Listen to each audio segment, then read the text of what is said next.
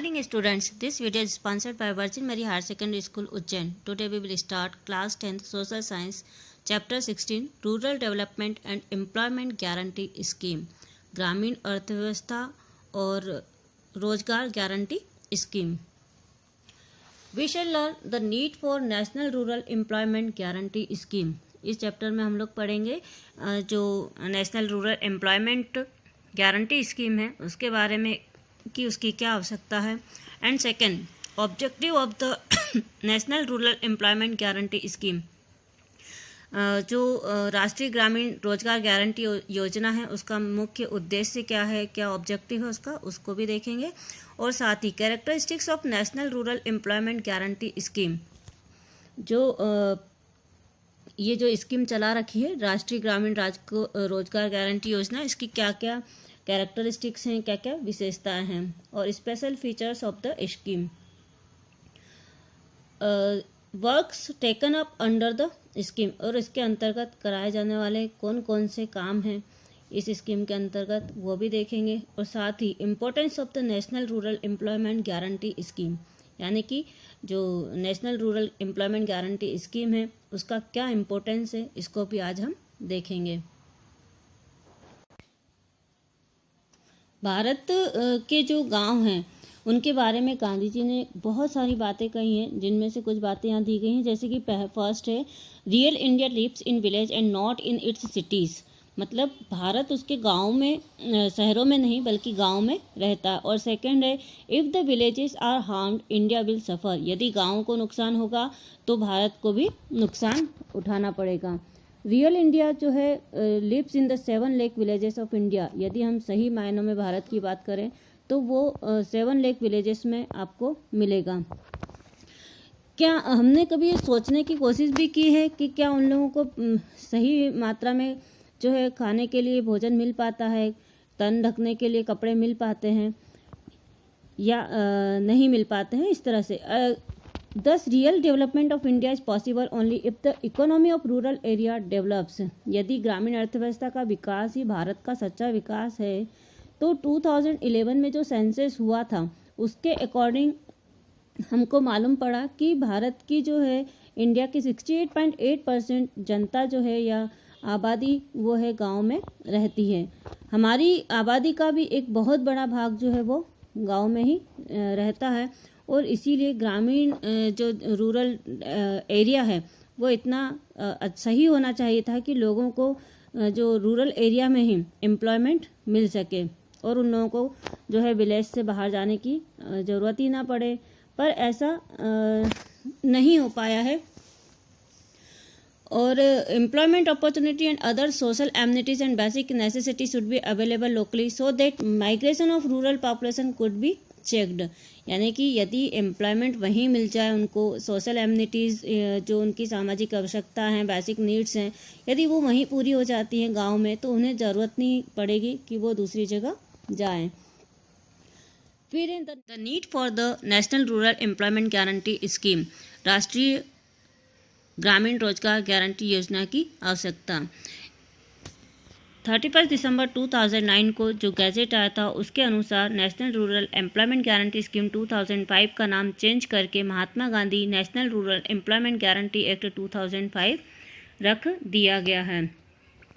इसके अनुसार 3 डिकेड्स के अंतर्गत काफ़ी सारे इकोनॉमिक चेंजेस आए हैं इंडियन इकोनॉमी में और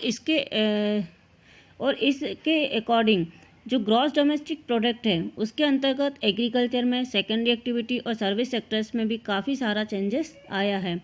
जो कंट्रीब्यूशन है सेकेंडरी सेक्टर का वह 8 टाइम्स इंक्रीज़ हुआ है, जबकि सर्विस सेक्टर्स में जो है 11 टाइम्स इंक्रीज़ हुआ है.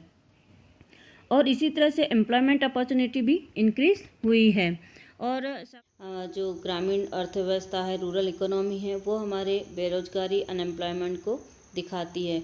इट में बी कॉल्ड डिस्गस्ड अनएम्प्लॉयमेंट, इसको जो है प्रच्छन्न बेरोजगारी कहेंगे और दूसरे को बोलते हैं पार्शियल अनएम्प्लॉयमेंट यानी आंशिक बेरोजगारी और अंडर एम्प्लॉयमेंट यानी अल्प बेरोजगारी की समस्याएं यहाँ पे हो जाती हैं. और ये सारी प्रॉब्लम्स के कारण रूरल एरियाज़ के जो परिवार हैं उनको काफ़ी सारी प्रॉब्लम्स का सामना करना पड़ता है. क्योंकि यहाँ पे बताया गया है कि due to inadequate avenue of employment, यहाँ पे रोजगार के जो है पर्याप्त साधन नहीं होने के कारण लोग ज़्यादा से ज़्यादा एग्रीकल्चर करने लगते हैं और उसी के ऊपर डिपेंड हो जाते हैं, और रूरल एरियाज़ में उनको प्रॉपर लेबर भी नहीं मिल पाती है जितनी उनको मिलना चाहिए, और यही वजह है कि वो लोग पॉवर्टी और हंगर जैसी समस्याओं से जूझना उनको पड़ता है। सेकेंड है पीपल जो है वो इकोनॉमिकली इनसिक्योर फील करने लगते हैं क्योंकि एम्प्लॉयमेंट अपॉर्चुनिटी रूरल एरियाज़ में उपलब्ध नहीं होती है। इसके साथ ही चूँकि एम्प्लॉयमेंट अवेलेबिलिटी जो है स्थानीय स्तर पर जो नहीं मिल पाती है, और यही वजह है कि वो अपनी आवश्यकताओं को पूरा करने के लिए अर्बन एरियाज़ की ओर माइग्रेट कर जाते हैं, अर्बन एरियाज़ में चले जाते हैं या शहरी इलाकों में जाने लगते हैं, और इसी वजह से सोशल और इकोनॉमिक जो है काफ़ी प्रॉब्लम्स शुरू हो जाती हैं। क्योंकि लिमिटेड अपॉर्चुनिटी होने के कारण जितने भी रूरल एरियाज़ के लोग हैं वहाँ की जो वुमेंस हैं उनको भी प्रॉपर जो वो वर्क करती हैं उसका उनको पारिश्रमिक नहीं मिल पाता है, और इस तरह से उनका भी काफ़ी जो है बोल सकते हैं कि शोषण होने लगता है। फिर lack of infrastructure facility needed for employment, new avenue of employment are not available. इसके साथ ही उनकी जो बेसिक नीड्स की ज़रूरत है उसकी कमी के कारण भी एम्प्लॉयमेंट के नए नए जो अपॉर्चुनिटीज़ है वो विकसित नहीं हो पाती है, और इससे परिवारों का जीवन स्तर भी नहीं सुधर पाता है, या स्टैंडर्ड ऑफ लिविंग या लिविंग स्टैंडर्ड उनका जो है इम्प्रूव नहीं हो पाता है। इन सब समस्याओं का समाधान के लिए सबसे ज़रूरी है कि जितने भी रूरल एरियाज़ के लोग हैं उनको इकोनॉमिक जो है एक सुरक्षा प्रदान की जाए, और इसके लिए एक सही तरीका यह है कि उनको जो है रूरल एरियाज़ के लोग हैं उनको एम्प्लॉयमेंट प्रोवाइड किया जाए जब भी उनको ज़रूरत है। Beside new and the perennial employment avenue need to be developed in this rural area, और इसीलिए जितना भी रूरल एरियाज़ में हैं उनको अस्थाई जो है अस्थाई रूप से उनको जॉब दी जाए। इसी तरह से national rural employment guarantee act जो है वो इन्हीं सब उद्देश्यों को लेकर के बनाया गया है। Objective of national rural employment guarantee scheme, national rural employment guarantee scheme के उद्देश्य हैं तो पहला है कि ये जो स्कीम है इसका मेन ऑब्जेक्टिव ही ये है कि 100 डेज़ के अंदर जितने भी एडल्ट मेंबर हैं, हर फैमिली का एक एडल्ट मेंबर्स को ये 100 डेज़ के अंदर एम्प्लॉयमेंट प्रोवाइड करवाएंगे। To create permanent asset in rural area, ग्रामीण जो क्षेत्र है वहाँ पे भी परमानेंट संपत्ति या असेट का निर्माण करना। फिर एक characteristics of national rural employment guarantee scheme, राष्ट्रीय ग्रामीण रोजगार गारंटी योजना जो है उसकी क्या क्या विशेषता हैं वो देख लेते हैं। फर्स्ट है कि principle of first come first serve, यह जो स्कीम लाई गई है वह पहले आओ पहले पाओ के सिद्धांत पर आधारित है। सेकंड है कि एम्प्लॉयमेंट या तो क्षेत्र में जो भी हमारा एरिया है उसमें पहले से जो चल रहा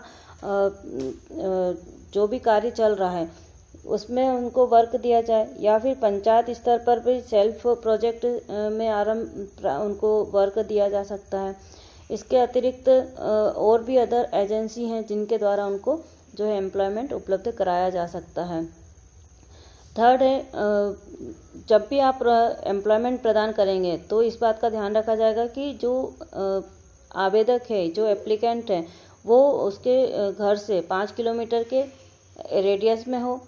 5 किलोमीटर्स की जो परिधि होगी या 5 किलोमीटर्स का जो रेडियस होगा उसमें यदि उसको एम्प्लॉयमेंट नहीं मिलता है तब जनपद स्तर पर भी उसको एम्प्लॉयमेंट प्रदान किया जाता है, और तब ट्रांसपोर्टेशन जो एक्सपेंस होता है उसके लिए भी उसको न्यूनतम मिनिमम वेजेस या न्यूनतम मजदूरी का 10% भी उसको भुगतान किया जाता है। इसी तरह से वुमेन्स को एम्प्लॉयमेंट उपलब्ध कराने में को भी प्राथमिकता देते हुए आवेदकों से 1/3 जो वुमेन्स हैं उनको यहाँ पे उनके लिए प्रोविजंस रखा गया है या उनके लिए रिजर्व किया गया है। इसी तरह से जितने भी old, inform and disabled people हैं या अपंग हैं, बुजुर्ग व्यक्ति हैं, यदि ये लोग आवेदन करते हैं, ये लोग रोजगार के लिए अप्लाई करते हैं, तो उनकी योग्यता और दक्षता के अनुसार ही उनको जो है, उनके जो क्वालिफिकेशन है, जो कैपेसिटी है, उसके अनुसार उनको काम दिया जाता है। यानी कि सभी के लिए रोजगार का प्रावधान है, सभी को एम्प्लॉयमेंट के लिए यहाँ पे उन्होंने बोला है। Every worker is entitled to the minimum wages fixed by the state government. इस स्कीम के अंतर्गत कार्य करने वाले हर पर्सन को स्टेट गवर्नमेंट के द्वारा मतलब उनको न्यूनतम मजदूरी जो है, अधिनियम 1948 जो एक्ट लाया गया है, मिनिमम वेजेस 1948, इसके अंतर्गत उनको मिनिमम वेजेस पाने का अधिकार है। इसी तरह से जितने भी no discrimination made in the area rate of wages paid to man and women. इसी तरह से जितने भी महिला और पुरुष हैं, उनको भी मजदूरी के भुगतान में कोई भेदभाव नहीं किया जाएगा। इसी तरह से ये जो वेजेस है वो उनको पेड किया जाएगा, तो या तो वो वीकली हो सकता है या फिर वो फोर्टनाइट हो सकता है कि वो वीकली ले लें, या फिर वो फोर्टनाइट बेसिस यानी कि मंथली भी वो ले सकते हैं, या फिर 15 डेज में भी वो ले सकते हैं। इसी तरह से एक और प्रोविजंस है कि यदि फ्री ट्रीटमेंट, यदि वर्क करते उनको किसी तरह की कोई इंजरी हो जाती है, तो उस समय भी उनको जो है कुछ पेमेंट किया जाएगा, या उनको फ्री ट्रीटमेंट दिया जाएगा, फ्री ऑफ कॉस्ट इलाज करा जाएगा। और यदि डिसेबिलिटी हो जाती है, डेथ हो जाती है वर्क के दौरान, तो उस समय भी इनके लिए काफ़ी मुआवजा जो होता है, कंपनसेशन जो होता है, उसका प्रावधान यहाँ पे किया गया है। इसी तरह से अंडर द स्कीम यदि water, forest, land and agriculture और construction and improvement, repair of roads, इसके अलावा गांव में जितना भी वाटर है, फॉरेस्ट है, ज़मीन से जुड़े काम है, खेती है, सड़क है बनाने और सुधारने आदि के काम होंगे। और इसी तरह से यहाँ पे बोला है कि कॉन्ट्रैक्ट बेसिस पे काम कराने पर यहाँ पे रोक होगी। इस स्कीम के अंतर्गत जितना भी लेबर सेविंग है उस पर ध्यान दिया जाएगा। Displacing machines is prohibited but it is ensured that the quality and safety standard are maintained. यहाँ पे बोला है कि जितने भी ह्यूमन से रिलेटेड जो भी वर्क होगा, उसके स्थान पर काम करने वाली जो मशीनें हैं, उनका प्रयोग यहाँ पर प्रतिबंधित होगा। इसके साथ ही ये जो स्कीम्स लाई गई है, उसमें पारदर्शिता बढ़ाने के लिए यहाँ पे बताया है कि ट्रांसपेरेंसी लाने के लिए लोगों में जो है people participation in the work, लोगों को ज़्यादा से ज़्यादा काम करने की यहाँ पे व्यवस्था